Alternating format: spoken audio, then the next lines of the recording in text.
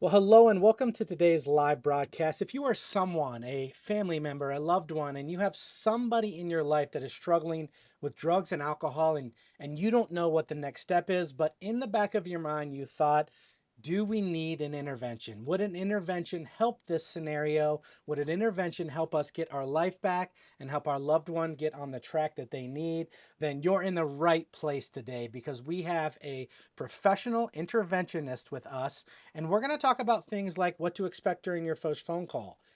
How does this process really work? And we're going to answer some speed questions around things like, is this a lot like the A&E show Intervention? So a lot of information is going to be coming at you today. So whether you're watching this live or in the replay, don't forget, what questions do you have about intervention? You can ask those questions at any time, and whether it's live, if you ask it live, we're going to answer it. But if it's in the replay, we're going to have Amy come back and answer it to you specifically. But before we go any further, Amy, why don't you go ahead and introduce yourself and talk a little bit about what you do professionally? Hi, I'm Amy Moore. I'm an interventionist here in the state of Colorado. I've been doing intervention since 2015. And, I also am in recovery. I'm 25 years sober. So I have a lot of experience with the flip side, but a lot of compassion and empathy for the family members that call me because I too have been a family member and have lost people as a result of addiction. So I know what it feels like. And I wish, at any point in time that I could have done an intervention and saved my loved one. So if I can save somebody, even if it's your loved one, then that's what my goal is. And that's the beauty of what you and the amazing people like you do every day, and we thank you for that. So again, if there's that fear that you could lose a loved one, stick around because we're going to dive deep into the process so that we can really start to paint the picture of what this is going to look like for you and what you need to be prepared for if this is the process that you're going to take. If anyone's jumping on live, this is a great time to drop your comments. Say hello to Amy. This was one of her first live videos. I know she was nervous, but we're going to run through all of this piece by piece. And just to clarify, I mean, you are in Colorado, but interventions for you can happen anywhere in the United States. You fly to people, you fly to areas. Just because you happen to be in Colorado means really nothing. You do interventions all over the United States, correct? Right. I do interventions all over. So I love it. last a couple weeks ago I was in Arkansas, and the week before that I was in Dallas. So Fantastic. Shanna Pena says, hi, Amy. Hi, Shanna. Thanks for hopping on hi, today. Jenna. Happy to Good see to have you. you here. All right, so let's jump right into stuff today. One of the first things we're going to talk about, because this is a question you kind of get all the time, is the process, right? Like, how does this work? Like, we're going to talk a little bit about how this is a little bit different than the show A&E from an intervention standpoint, but I'd like you to really go through what this process looks like. If somebody's curious and they're like, okay, what happens? How does this all take? How long does this take? What's the first process? Well, the first process is initial phone call. They need to reach out to you to find out if this is a good process. But let's go over kind of that initial phone call and what you're going to talk to those clients about. Right. Typically, people ask me how much it costs on the first phone call and what it takes to do an intervention, and I just start asking questions about what's going on with your loved one from an initial standpoint, and then I ask them for an email address and send them an assessment so that I can go over the ins and outs of what's going on with that person. Is there only addiction? Is there some mental health stuff going on? What else is going on with that person in order for me to really make a determination for a good fit for treatment, and if it's an inpatient or outpatient situation, and just making sure that it's a good fit, that I can provide whatever they need in order to help their loved one. Great. And for anybody, this is a big question that came up. What about people that want to do it on their own? I've had lots of people call me and try to get as much information as they can and try to do it on their own. And what I've seen happen is that people go and try the intervention, and their loved one digs their heels in and doesn't want it to happen, and does not want to go to treatment, and then they call me. And when they call me and they've already done an intervention that has failed, it's even harder. It's that person has their heels dug in and doesn't want to go, and they're prepared. They have a wall built up, and they definitely don't want to go to treatment after that. So very much harder. Yeah, I get that. And as we said, we were going to answer any questions that came through live, and we're going to do this one at a time. Shanna has a question, though. She says, what is the success rate? And does insurance cover or help with costs? So my success rate personally is about 80%. 80% of the people that call me that I do an intervention with their loved one, 80% of them go to treatment on the day of the intervention. And out of that last 20%, most of those people go to treatment within the next couple of weeks if the family is consistent with boundaries and they listen to what I have to say. Insurance does not cover the cost of an intervention for me, and it's self-pay. Yeah, which is pretty standard in the industry. A lot of this is self-pay. Insurance doesn't really have processes around this. So, great question, Shanna. Keep the questions coming if you're hopping on again, either live or in the replay. But we're going to jump back into how this process really works. So the next step is you kind of go over treatment options, right? Right. So after I get the assessment back, I will read over it and see what different things are in there, some things that may be the same or different with other cases that I've dealt with. And if there's something in there that I haven't dealt with before, then I definitely have a whole team of professionals that I consult with and different people that know exactly what the ins and outs of treatment centers are. And half of what I do is tour around looking at treatment facilities, finding out what therapeutic processes they have, and finding out what is a good fit. Because just sending somebody to treatment, yes, it's good.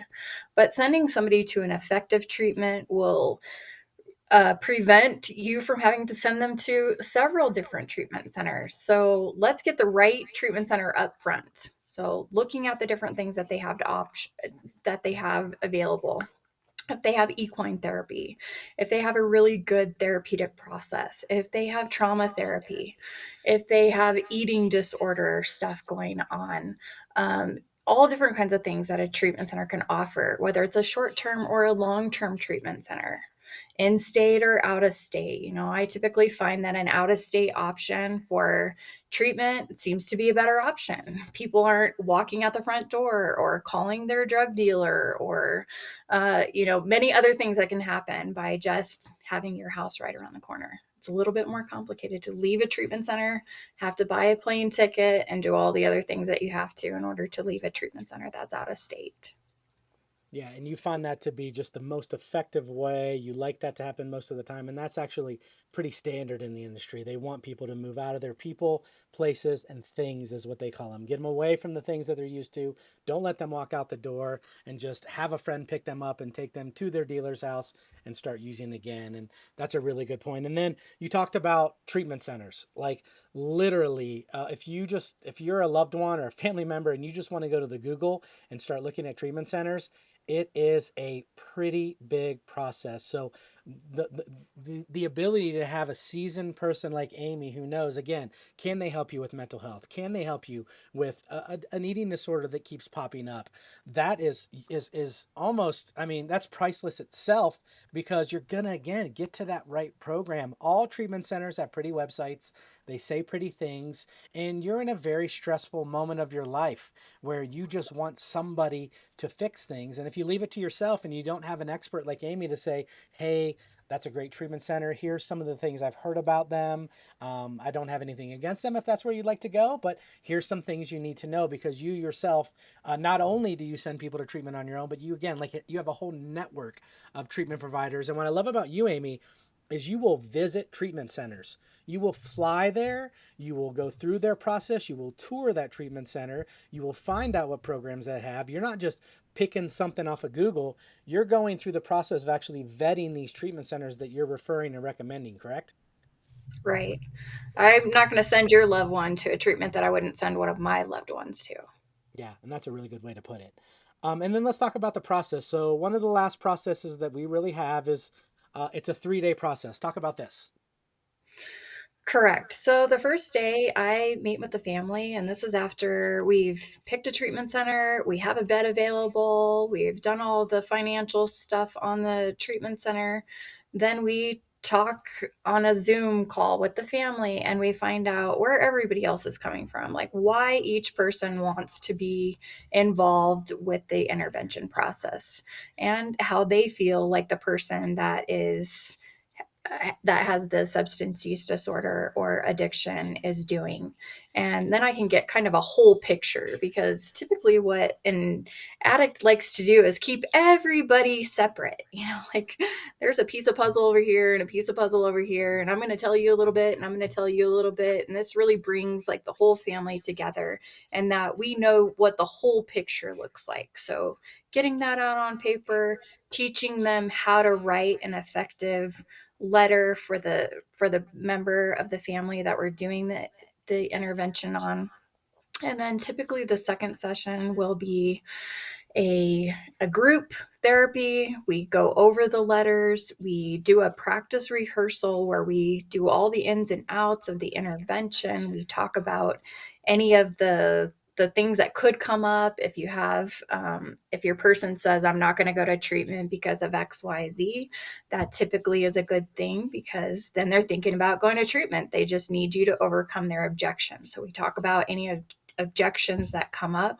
We talk about how to overcome those objections and then kind of do a run through, a practice rehearsal of what the intervention will look like from start to finish as much as I can. Each intervention is absolutely different, but in some ways it's the same, teaching people how to set up the room and putting people based on their unique relationship with that person in the room where they need to be in order to have the most effective time with them. And then on the third day, doing the actual intervention. We try to do that intervention as early as possible so that we can get them as sober as possible so that we can actually talk to them. And, the reason that we put together a letter is so that we can effectively talk to a person that we've tried to talk to before, because dialoguing with an alcoholic or an addict usually doesn't work because the prefrontal cortex is shut off. And when that prefrontal cortex is shut off, you cannot talk to them. What you talk to is anger and fear, and you have a wall that's built up. So turning them into the audience by writing an effective letter that has all of the things in there that you want to say to them, all the things that you've wished that you've said to them, is a really effective way to actually get that prefrontal cortex turned back on so that they can hear what you're saying to them. Yeah, and we've seen that good or bad. On the popular show on A&E, it's called Intervention. If you have a loved one or anyone, I mean, you've probably seen this show or heard about this show. It was a huge hit.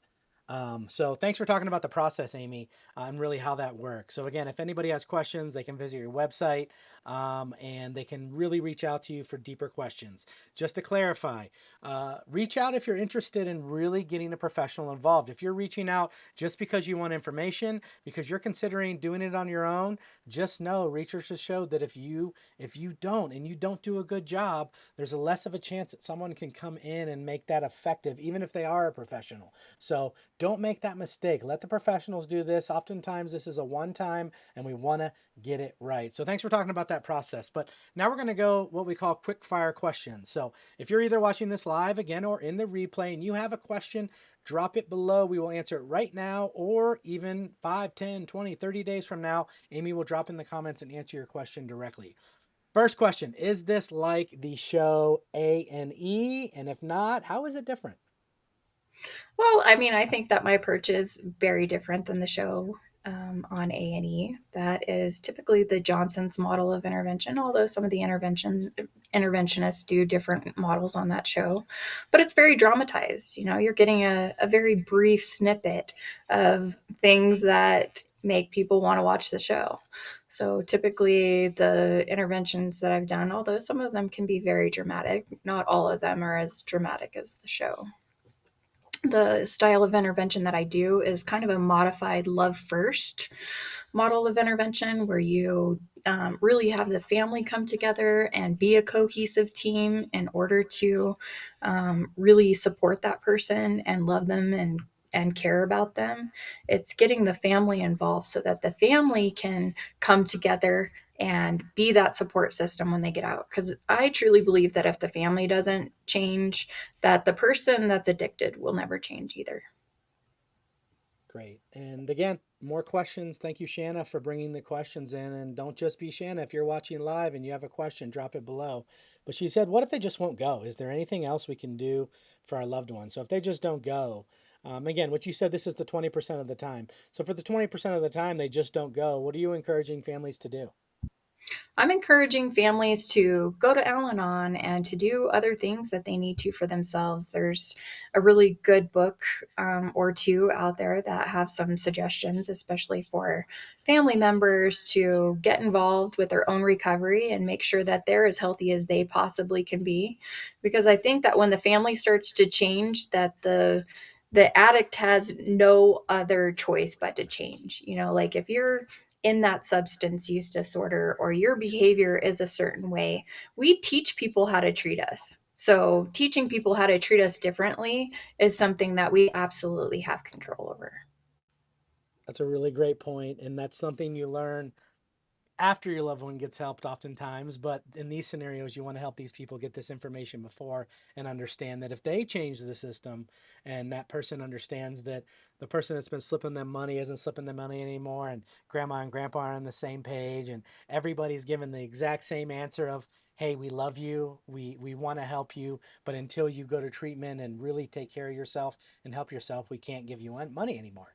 It's not saying go out in the cold and die, we're not going to talk to you anymore. It's just saying, hey, we want you to get treatment, and when you do, we're here for you. We love you. That brings us to our next rapid fire question: family involvement. Who should be involved in the intervention process? Typically, good family involvement is 4 to 6 people. I tell people to think about the people that have had the most influence over that person's life, people that they respect and admire. It could be teachers, pastors, coaches, best friends, even if they're not best friends with them today, that maybe at a certain point in time in the past, they've had a relationship with that person where they really respected and admired them before the drugs or alcohol took hold. Great. Let's go to the next question. How quickly can someone get started? So they're watching this video. They love the idea.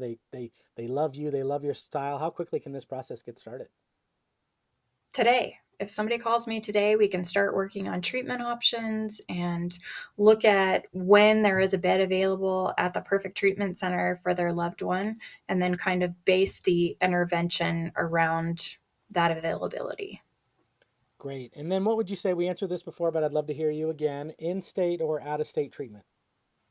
So, out of state treatment seems to be most effective just because people can go out of state, they can create a new lifestyle without the same people, places, and things that they have here. And it's, for me, it just seems like it's a better option. Great. And then last one of our speed fire questions. How do we even start with picking a treatment center? How do you even start with that process?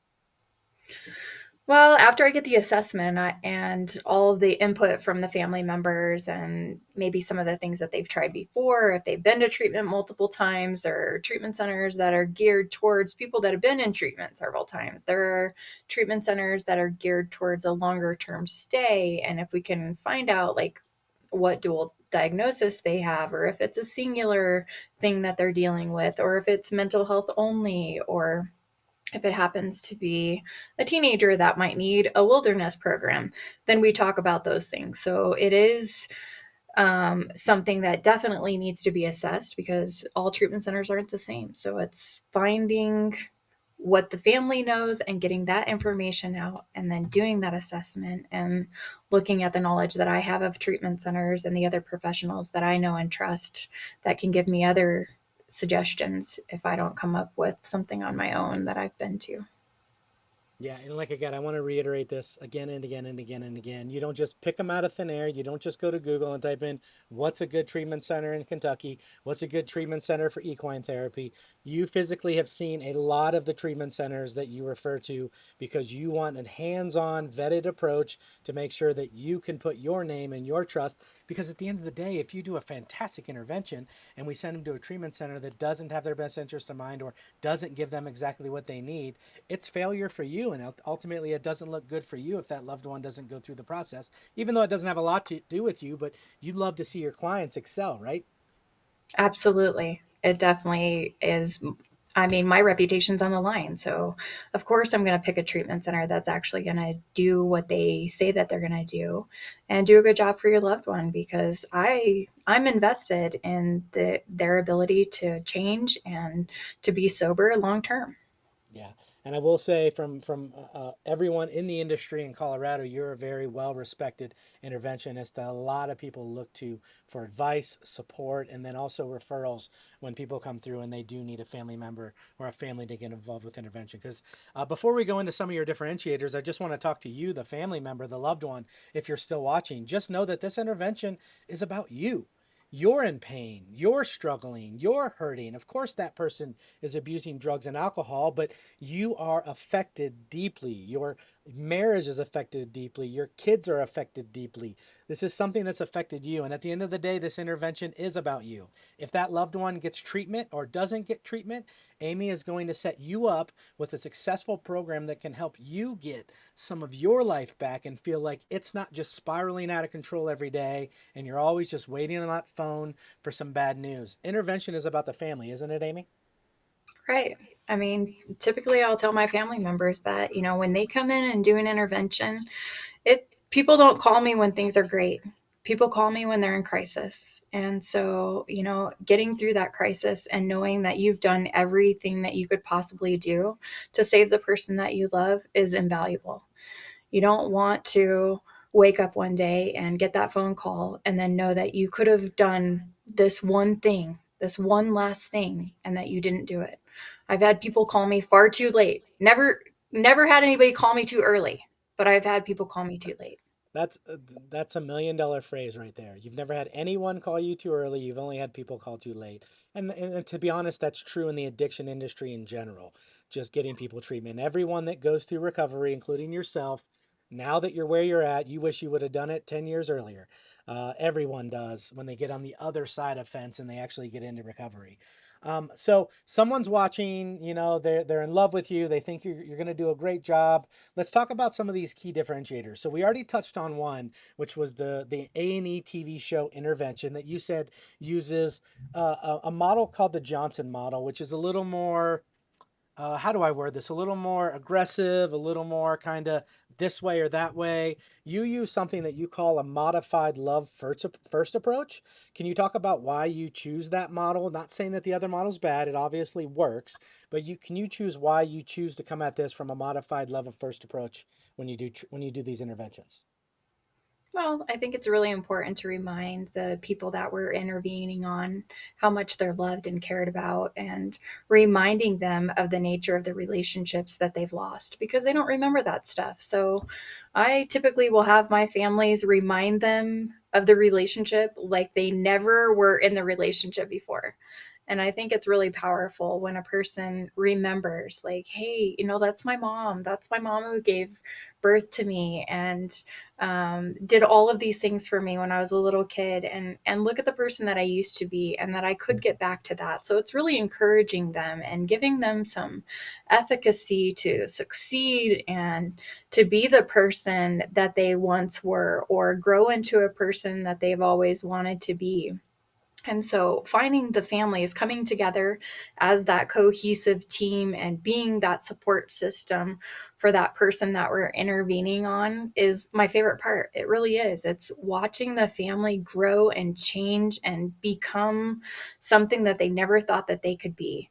And it's even more fun, I think, for me than the actual intervention is to watch the family gain some hope and gain some courage and some love for each other and some forgiveness for themselves and maybe even some compassion that that they've only done the things that they've done out of love for their person. And although some of the things might have been difficult, that nobody gets to stay healthy in sickness. Everybody gets sick. So family members get sick as a result of dealing with somebody that is very sick in their life.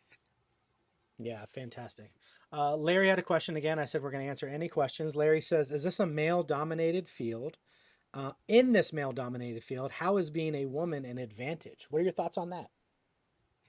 I believe that as a woman, I offer a sense of compassion and, that there's a lot of things that I can do when I'm doing an intervention where I am more loving and caring. And I've often had people say that I'm very tenacious, like that's a word, and that when I come into an intervention, that I bring a lot of calm, and that they really believe that their person went to treatment as a direct result of me calming the room, because I believe that I have a really good ability to be a regulator of a room. And so if I'm calm, then other people around me tend to be calm. There's some science behind it, and mirror neurons are a big deal. When somebody's mirroring my behavior and they're calming down, I often tell my families it doesn't matter if they get angry, if they get up, if they start screaming at you, if everybody in this room stays calm, they will meet us. If we are aggravated, then they will never calm down. So somebody cannot stay elevated and angry on their own. Yeah, I love that. And that is a really good approach. Maggie Barfoot says, "Hi, Amy. Love this. Thanks for stopping by." Maggie, if anybody feels they want to share this so we can reach more people, please do. This helps get great information into the hands of people that need it. And again, I want to add as a woman, again, somebody that's in this industry, typically the weakest link, the enablers, we call them, which they have the best intention and they love their son or daughter. It's the mom, the grandma. They're typically the one that are driven by compassion, and you tend to relate to those moms and grandmas. You're a mom yourself. You know what that's like, and you have this cool story when we talk about love first, and the boundaries are set for the families because the addicts needs to adhere to those boundaries. You have this cool story about this mom that you worked with who you told not to help her daughter when she called. She was in the park. She had no shoes, no charger. Do you want to talk a little bit about that and how that worked out? So we actually went to a mental health facility to do an intervention on this kiddo, and she wouldn't let us in. And, we were very disappointed. And I had to travel to California. I was doing a companion and coaching thing out there. And mom called me and said, "Hey, she just called me. She doesn't have a charger. She's barefoot in the park. It's cold outside. I'm going to go get her." And I said, "Do not go get this kid.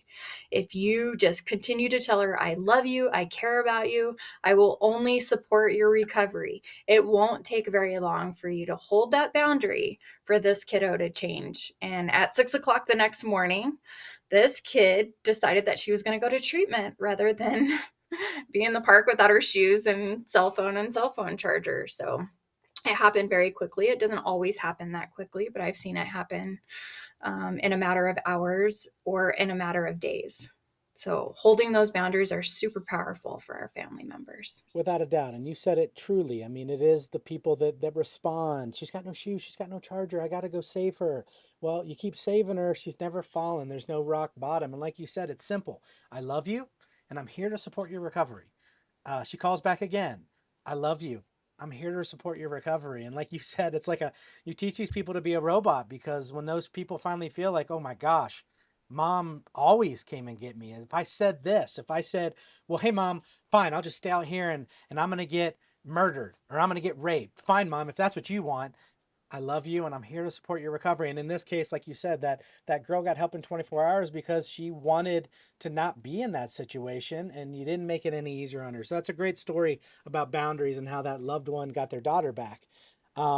And let's talk about Google reviews. So, reputation is everything. Reputation is what we've done in the past, the experience other people have had with us, and how that's worked. And anyone can go Google you a drunk whisperer, and they can find out your Google reviews. But we're going to go over a couple real quick here.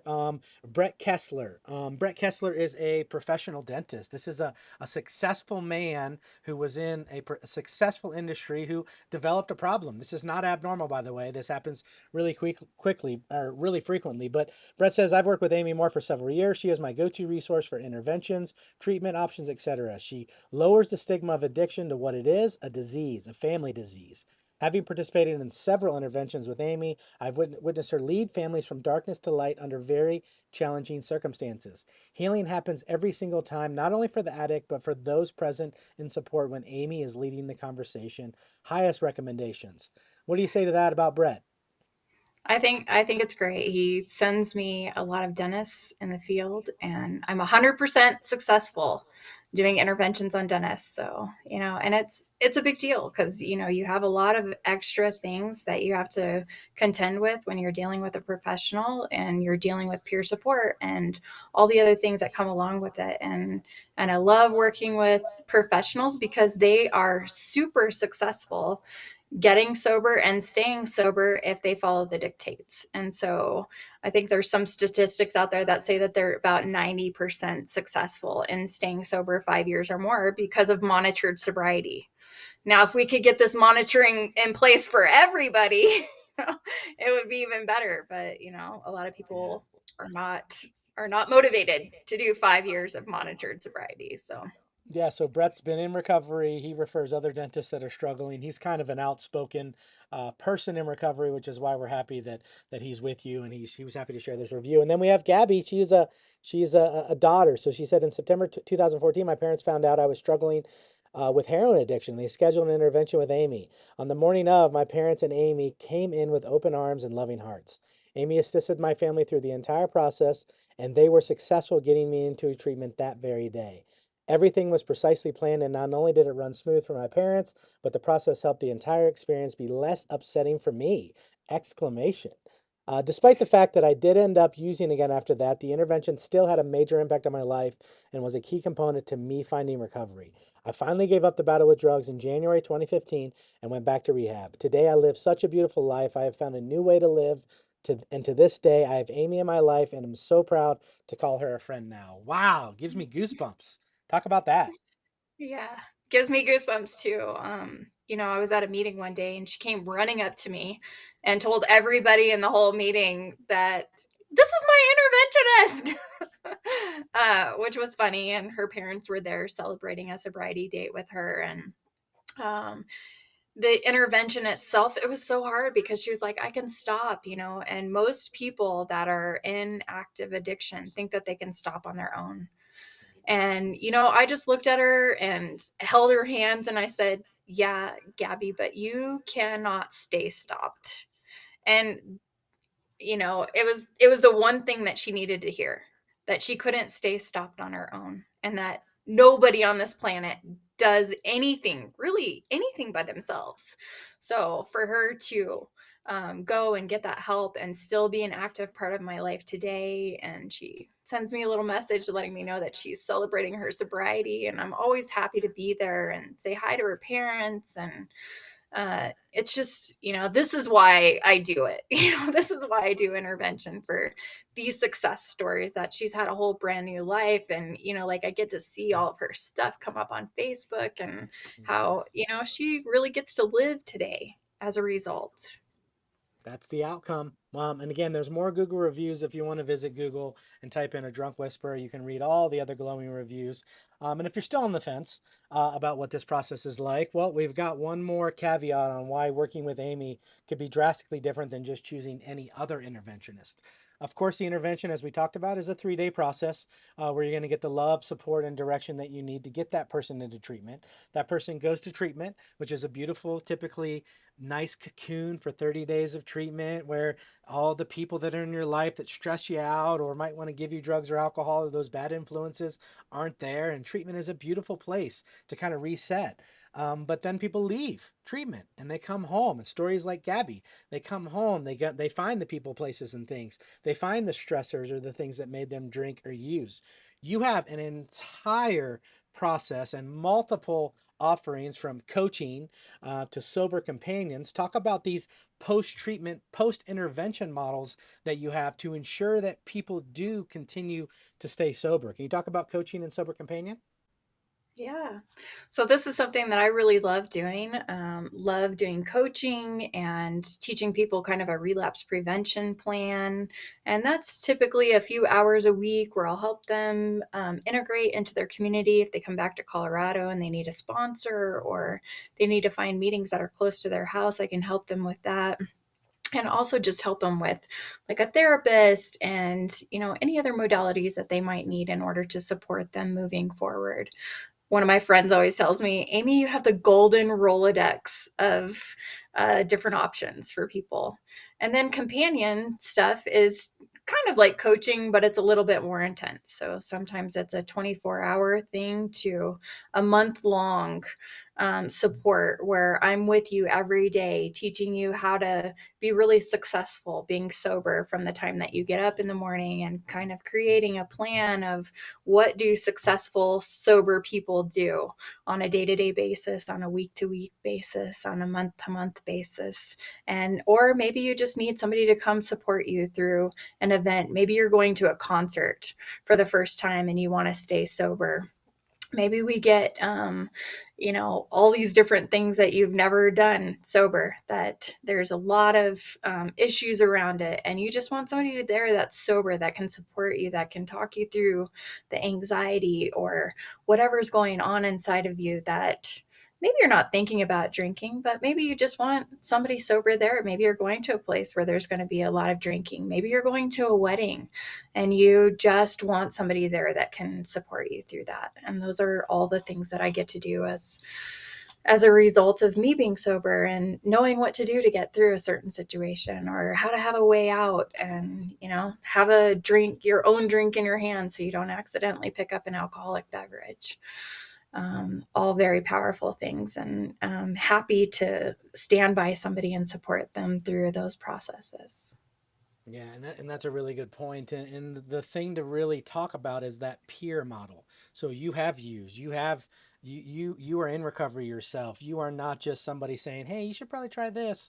You've lived these experiences. You've been to something that used to be a drunk or high experience sober, and you know how it feels, and you're willing to be with somebody, because one of the first things you learn when you get in a program is to shine a light on those feelings. You feel like having a drink, tell somebody, "I feel like having a drink." Tell somebody you trust, "I feel like having a drink," so that they can tell you. And when you get it out, lots of times it works. And one thing I want to touch on is you just have access to absurd sober resources. One of them being Sober AF, Sober AF Entertainment. That's a local Colorado. Actually, I'll let you talk about it. Talk about Sober AF and what they do for people in recovery and how you can take clients to those types of events. Right. So they are amazing. They have sober spaces and fun places. And we have gone to Rockies games with them and Avalanche games and concerts and parties. Anywhere that you would normally go where you were drinking before, you can do it sober. And this group of people, they just come together and show you how to have a good time and put your yellow hat on and and party sober. And it's always a fun time. I think the first event that I went to with him was like 100 people, and the last one was like 10,000. I think he sold 10,000 tickets. So it's come a long way, and it's really cool to be a part of it. Yeah, and it's a local Colorado dad who had a lot of fear around his daughter and son using drugs and alcohol, he himself loves sporting events, concerts, but those are typically places that people will go to get high, experiment with drugs. A lot of people have never been to a baseball game without being hammered. But the beauty is you go to a sober tailgate before, you get fed, and you're heading to a game which a bunch of people know that you're sober, so there is no opportunity for you to just say, "Hey, beer over here," because you'll likely have somebody saying, "Hey, what's up, bud?" Like, you're with people that also don't want to drink but want to have fun and want to learn what that's like to be in those new spaces. So Amy, thanks today. We've gone over the intervention process, how it works in depth. So if you're just chopping on now, you can replay this and watch the intervention process and how it works with Amy. We've talked about a lot of your differentiators. We talked about how this is different than the show Intervention. So if anyone's interested out there and you're interested in what it means to work with an interventionist, you're finally to that point where, again, like we said, you're just kind of sick and tired of the way it's working. And you've said to yourself, okay, what we're doing is not working. We need intervention. Well, that's when Amy comes into play. So you can visit her website, which, by the way, what is the website address, Amy? It's www.adrunkwhisperer.com. A drunkwhisperer.com, or you can also search A Drunk Whisperer on Google, and you can read her reviews and get her contact information. And we really encourage you to reach out. If you're watching this still and you're a professional or somebody in the industry, like we said in the post, we encourage you, if there's anybody in your life that needs to see this, needs to hear this, click the share, click send in messenger. That's a private exchange between you and that person to say, hey, I found something you might like. It's not like tagging somebody and publicly outing them to be like, hey, Pam, why don't you get your son in check? Check this out. Don't do that. A little private thing in Messenger to say, hey, I saw something about intervention. I thought that you might want to check it out. Please check it out. But Amy, professionals like you are what save lives, are what get people on the track that they need to move on, and really what helps families finally get their life back. So we appreciate all the work that you do in this industry. So follow Amy for more content or anything on this Facebook page, and look forward to some more content maybe coming from Amy soon. So, Amy, thanks again so much for your time and information. Thank you. Bye bye, everybody.